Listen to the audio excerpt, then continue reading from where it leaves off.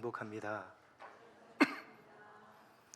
우리가 차례대로 살펴보고 있는 사무엘서는 이스라엘의 역사에 있어서 매우 중요한 전환기를 이루는 사사시대 말기로부터 왕정이 시작되어서 안정이 되기까지의 역사에 대한 기록입니다.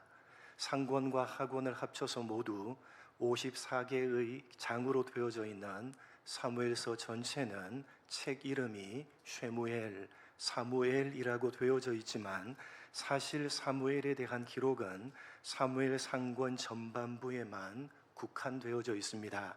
오히려 사무엘 상권 후반부는 이스라엘의 초대 왕이었던 사울의 등극에서부터 죽음까지의 기록과 함께 다윗에 대한 기록이고, 이어지는 사무엘 하권 전체는 다윗이 통일 이스라엘의 왕으로 등극해서 그가 죽기 직전까지에 대한 기록입니다. 그러니까 사무엘서는 가장 많은 분량을 할애해서 다윗에 대해서 기록을 하고 있는데, 그럼에도 책 이름이 사무엘이라고 되어져 있는 까닭은 그 시작이 사무엘로부터 시작되고 있기 때문인 것으로 학자들이 추정하고 있습니다. 그러나 보다 더 중요한 까닭은 사무엘, 히브리어로 쉐무엘이라는 이름은 그분의 이름은 하나님이라는 의미를 가지고 있기 때문에 이 책의 이름이 사무엘인 것입니다.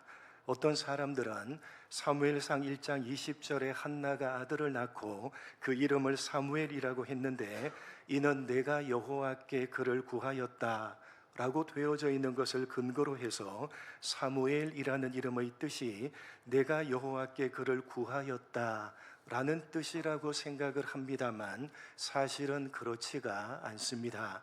쉐무엘이라는 단어는 히브리어로 이름을 뜻하는 셈이라는 단어와 하나님을 뜻하는 엘이라는 단어를 합친 것으로 그 정확한 뜻은 그분의 이름은 하나님이라는 뜻입니다. 그래서 이 책의 이름이 사무엘인 것입니다. 그분의 이름은 하나님이시라는 것입니다. 무슨 의미입니까? 이 사무엘서 전체의 배경이 되는 사사시대 말기로부터 다윗시대까지, 다시 말해서 마지막 사사라고 일컬어지는 사무엘로부터 시작해서 초대 왕이 사울이 등극하면서 왕정시대가 시작되고, 이어서 다윗이 통일 이스라엘의 왕으로 등극하면서 그 왕정시대가 안정이 되기까지 그 이스라엘 역사 전체를 운행해 가시는 그분의 이름은 하나님이시다 라는 의미입니다. 오늘 함께 살펴볼 본문의 말씀은 사무엘이 성전에서 하나님을 섬기면서 자라났다는 내용입니다. 이 내용을 통해서 성경이 말하고자 하는 바가 무엇인지를 알려면 우리는 오늘 본문을 중심으로 그 앞부분과 뒷부분이 어떤 내용이 기록되어져 있는지를 살펴봐야 합니다. 왜냐하면 매우 자주 성경이 사용하고 있는 전형적인 구조를 가지고 기록하고 있기 때문입니다. 먼저 본문 그 앞에 나오는 내용입니다. 마지막 17절만 읽어보겠습니다. 앞에 나오는 내용, 마지막 내용 같이 읽겠습니다. 시작.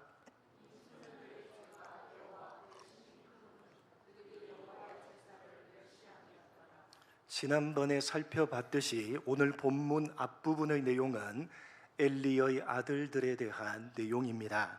그들은 제사장들로서 직무를 수행할 때에 자기들이 원하는 부위의 고기를 먼저 취했고, 심지어는 제사를 드리기 전에 날고기를 먼저 취하기도 했습니다.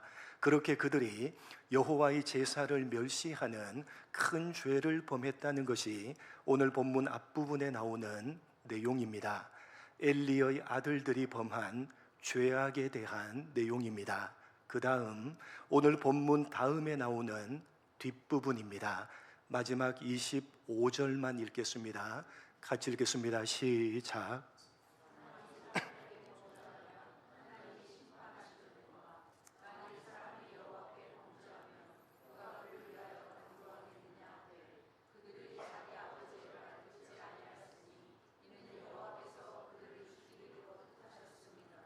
여러분, 오늘 본문 뒷부분에 나오는 내용 역시 누구에 대한 내용입니까?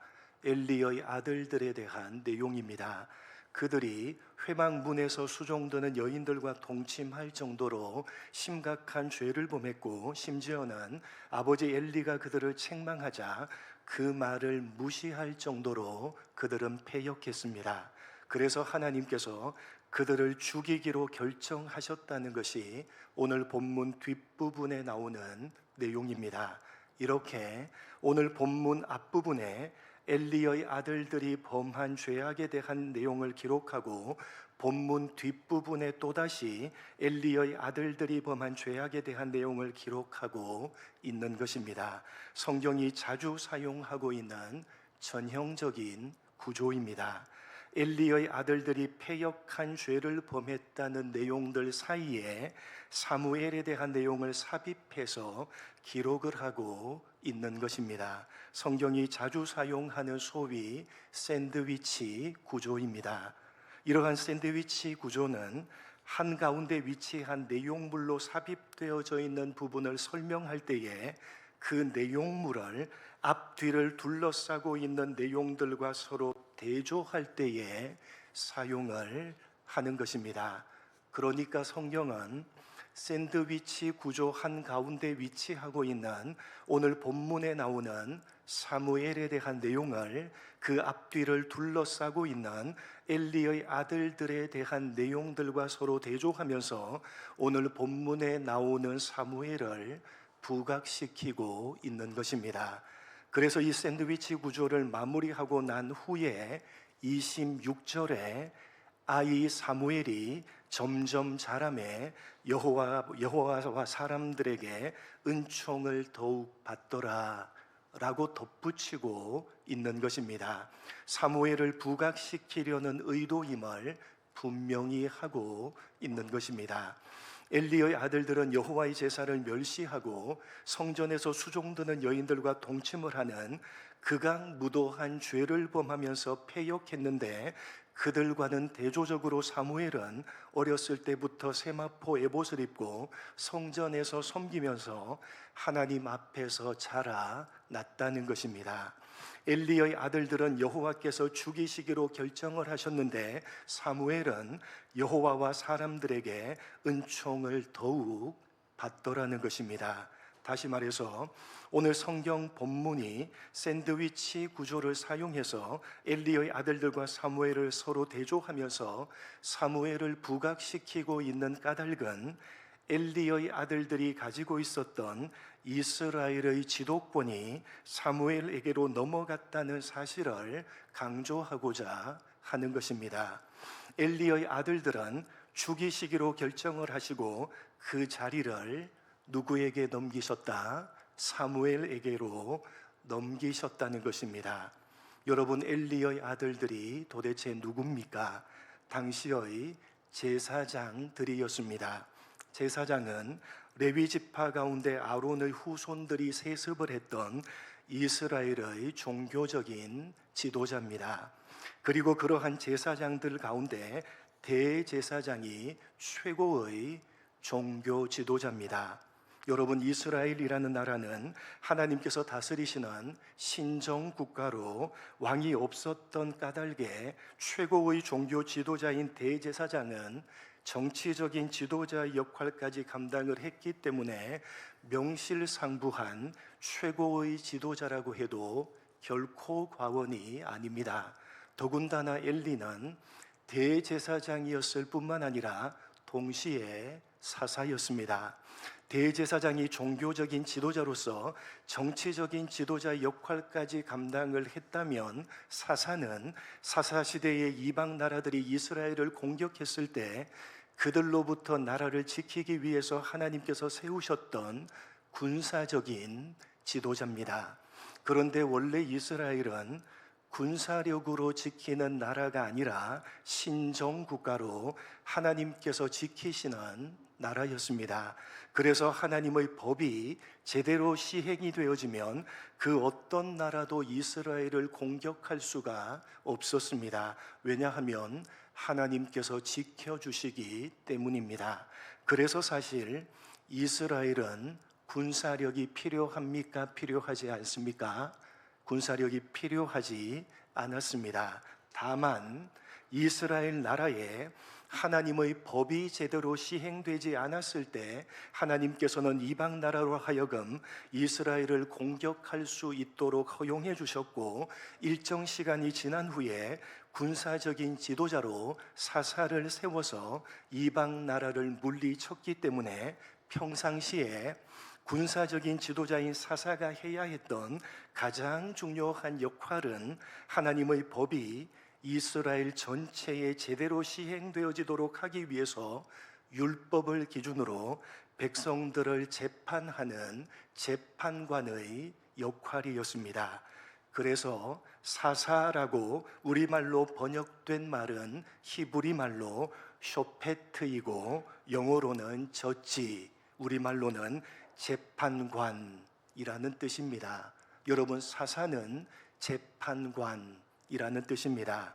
그러니까 엘리는 정치적인 지도자 역할을 겸하고 있는 종교적인 지도자인 대제사장이었을 뿐만 아니라 동시에 군사적인 지도자로 재판관의 역할까지 했던 사사였습니다. 다시 말해서 정치, 종교, 군사, 사법권까지 행사했던 명실상부한 이스라엘의 최고 지도자가 바로 엘리였습니다. 그래서 엘리의 두 아들들이 극악무도한 죄를 범해서 하나님께서 죽이기로 결정하셨고, 그것과 대조해서 그 자리를 사무엘에게로 넘기셨다는 사실을 강조하고 있는 오늘 본문의 내용은 대단히 중요한 내용인 것입니다. 왜냐하면 엘리의 두 아들들은 아버지 엘리가 가지고 있었던 그 지위를 그대로 물려받을 사람들이었기 때문입니다. 이미 엘리의 두 아들들은 이스라엘의 정치적 종교적인 지도자인 제사장들이었습니다. 우리가 잘 알고 있듯이 이 제사장직은 레위 지파 가운데 아론의 가문에서 세습을 했던 것이기 때문에 아론의 후손인 레위의 아들들이 이미 제사장직을 세습해서 수행하고 있었고, 장차 아버지 엘리가 죽고 나면 그들 가운데 장자인 홈리가 대제사장직을 세습하게 되어져 있었습니다. 또한 군사적인 지도자로 사법권까지 행사했던 사사의 지위도 대제사장직을 세습한 홈리에게 주어졌을 것입니다. 왜냐하면 대제사장이었던 아버지 엘리가 사사의 지위까지 겸하고 있었던 그런 시기였기 때문에 그의 뒤를 이어서 대제사장이 될 사람 또한 사사의 지위까지 겸하게 될 가능성이 다분했기 때문입니다. 그래서 오늘 이 본문의 내용은 대단히 중요한 내용인 것입니다. 왜냐하면 하나님께서 엘리의 아들들을 죽이기로 결정하신 것은 단순히 극악무도한 죄를 범한 일개의 개인을 심판하셨다는 것을 넘어서 이스라엘 나라의 지도권을 공식적으로 박탈했다는 의미이고, 그것과 대조해서 사무엘을 부각시키고 있는 것은 이스라엘 나라의 그 지도권을 하나님께서 사무엘에게로 옮기셨다는 사실을 강조하고 있는 것이기 때문에 대단히 중요한 내용인 것입니다. 여러분이 사무엘서 전체는 이스라엘이라는 나라가 사사시대에서 왕정시대로 전환되는 내용이고, 사무엘은 그 중심에 서 있는 인물입니다.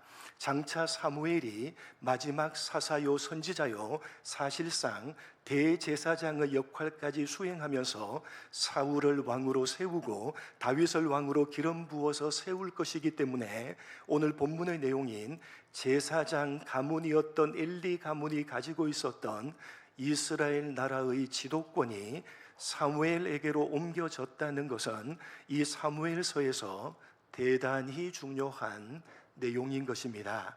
여러분, 이렇게 이스라엘 나라의 지도권이 엘리의 가문에서 사무엘에게로 옮겨졌다는 이 대단히 중요한 오늘 본문 내용에서 우리는 특별히 그 일이 하나님께서 직접적으로 개입하셔서 이루신 일이었다는 사실을 주목해야 됩니다. 성경이 샌드위치 구조를 사용해서 그 한가운데 오늘 본문의 내용을 넣어서 부각시키면서 사무엘이 어렸을 때부터 하나님 앞에서 섬겼다고 강조하고 있고, 그 사무엘은 하나님께서 주신 아들일 뿐만 아니라 하나님께 바쳐진 아들이며, 그를 대신해서 하나님께서 한나에게 세 아들들과 두 딸까지 주셨고, 그는 여호와 앞에서 자라났다고 기록을 함으로써 오늘 본문은 이스라엘의 지도권이 사무엘에게로 옮겨지는 그 모든 일들이 계속해서 본문에서 반복하고 있는 하나님께서 직접적으로 개입하셔서 이루신 일이라고 강조를 하고 있는 것입니다. 여러분, 이스라엘 나라의 지도권이 사무엘에게로 옮겨지게 되는 이 중요한 일들은 그냥 우연히 일어난 일들이 아니라 하나님께서 직접적인 개입하심으로 이루신 일들입니다. 그런데 오늘 본문을 보면서 그러한 하나님의 직접적인 개입하심으로 이루신 그 일들이 무슨 극적이거나 특별하다고 할 만한 것들이 전혀 없는 지극히 평범하고 너무나도 일상적인 일들을 통해서 이루어졌다고 성경이 기록하고 있다는 사실을 우리는 주목하고 기억을 해야 하는 것입니다. 이스라엘 나라를 인도할 최고의 지도자를 세우는 일입니다. 그것도 혼탁했던 사사시대를 마무리하고 새롭게 왕정시대를 열어가는 그 중심에 서 있는 사무엘을 세우는 대단히 중요한 일입니다. 그래서 하나님께서 직접적으로 개입을 하셔서 이루시는데, 그러한 하나님의 직접적인 개입하심이 성전에서 하나님을 섬기며 하나님 앞에서 자라나는 지극히 평범하고 너무나도 일상적인 일들로 나타났다고 오늘 본문이 기록을 하고 있는 것입니다.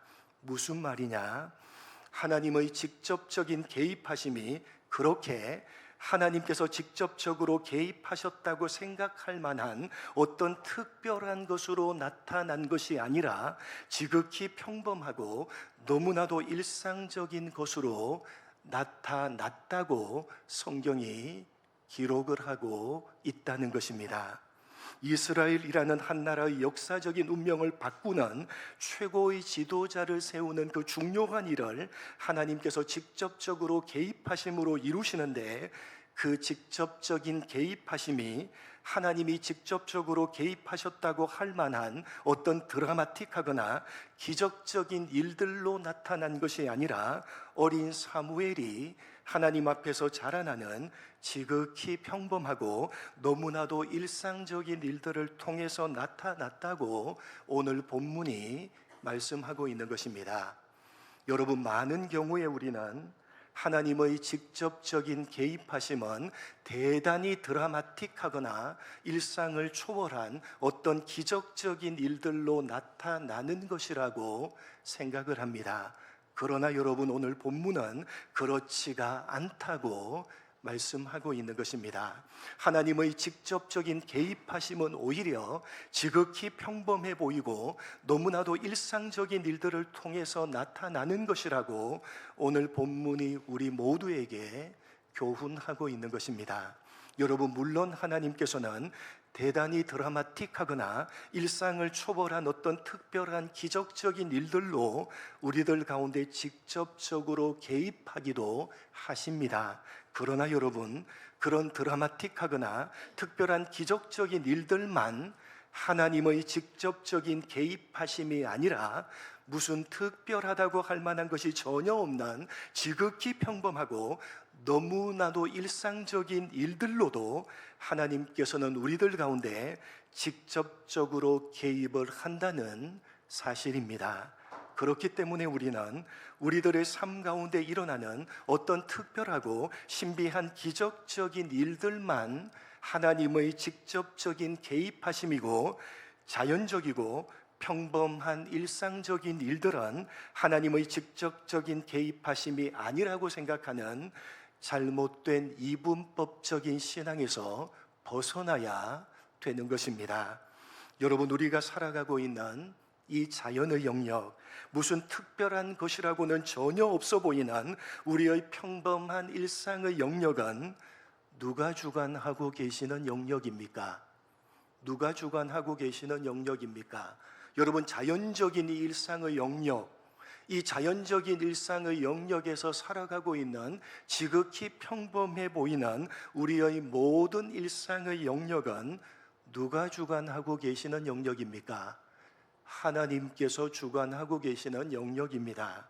이 평범한 자연의 영역을 초월한 신비한 기적들만 하나님께서 주관하고 계시는 것이 아니라 지극히 평범한 이 자연의 영역과 그러한 자연의 영역에서 살아가고 있는 너무나도 평범해 보이는 우리 각자의 일상의 영역 또한 하나님께서 주관하고 계시는 영역인 것입니다.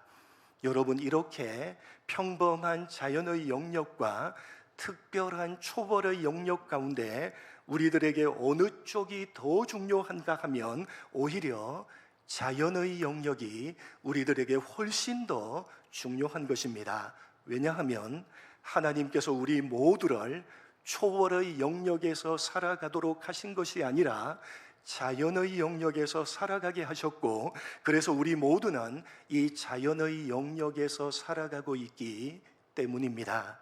그렇게 자연의 영역에서 지극히 평범하게 살아가고 있는 우리의 그 모든 일상적인 일들을 하나님께서 주관하고 계시다는 사실을 우리로 하여금 깨닫게 하기 위해서 필요하실 때에 하나님께서 동원하는 것이 특별하고 초월적인 기적적인 일들이기 때문에 훨씬 더 중요한 것은 자연의 영역에서 지극히 평범하게 살아가고 있는 우리의 그 모든 일상적인 일들이 훨씬 더 중요한 것입니다. 왜요? 그 모든 일들은 하나님께서 직접적으로 개입하셔서 주관하고 계시는 일들이기 때문입니다. 여러분, 하나님의 직접적인 개입하심은 초월적이고 기적적인 어떤 특별한 일들로만 나타나는 것이 결코 아닙니다. 오히려 특별한 것이라고는 전혀 없는 우리들의 삶 가운데 일어나는 지극히 평범하고 너무나도 일상적인 그 모든 일들을 하나님께서 직접적으로 개입하셔서 주관하고 계시다는 사실을 우리는 믿음으로 고백을 해야 되는 것입니다. 여러분, 이 고백을 하지 않는다면 우리는 하나님께서 이 자연이라는 지극히 평범한 이 영역에서 우리를 살아가게 하셨다는 사실을 부인하는 것이고, 이 지극히 평범한 자연의 영역에서 지극히 평범한 일상을 살아가는 그 모든 것들을 우리는 무시하는 것이기 때문에 우리는 지극히 평범해 보이는 특별할 것이 전혀 없는 너무나도 평범하고 일상적인 우리 삶 가운데 일어나는 그 모든 일들을 하나님께서 직접적으로 개입하셔서 주관하고 계시다는 사실을 믿음으로 고백을 해야 되는 것입니다. 여러분, 혹시 신앙이라는 이름으로 어떤 특별한 초월적이고 기적적인 일들이 여러분에게 일어나기를 기대하고 계시는 것입니까? 그리고 기대하는 그런 초월적이고 기적적인 일들이 여러분들에게 일어나지 않으면 불평하고 원망하면서 하나님의 살아계심까지, 하나님이 여러분을 사랑하신다는 사실까지 의심하지는 않으십니까? 오늘 여러분 분명하게 기억하시기 바랍니다. 지금 현재도 특별한 것이라고 할 만한 것이 전혀 없는 여러분이 살아가면서 만나고 있는 지극히 평범하고 너무나도 일상적인 그 모든 일들을 하나님께서 직접적으로 개입하셔서 주관하고 계십니다. 믿으시기 바랍니다.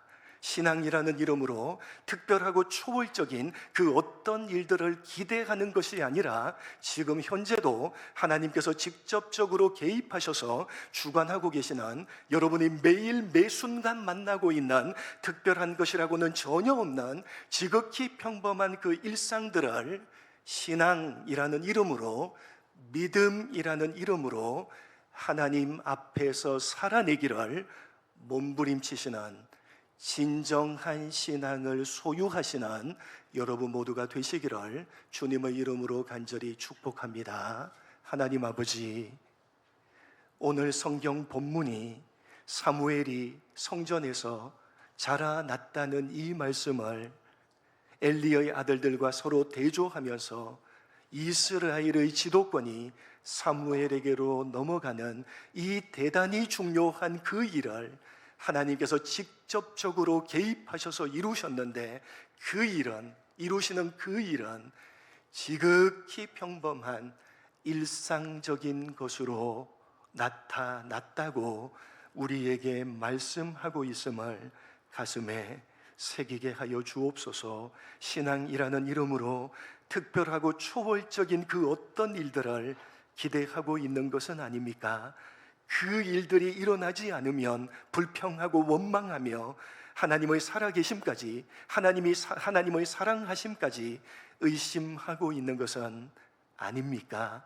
하나님, 우리들의 신앙을 되돌아보게 하여 주옵소서. 하나님, 특별할 만한 것이라고는 전혀 없는 우리가 살아가면서 만나고 있는 지극히 평범하고 너무나도 일상적인 그 모든 일들 또한 하나님께서 직접적으로 개입하셔서 주관하고 계시는 일이라는 사실을 믿음으로 고백하는 우리가 되게 하여 주옵소서.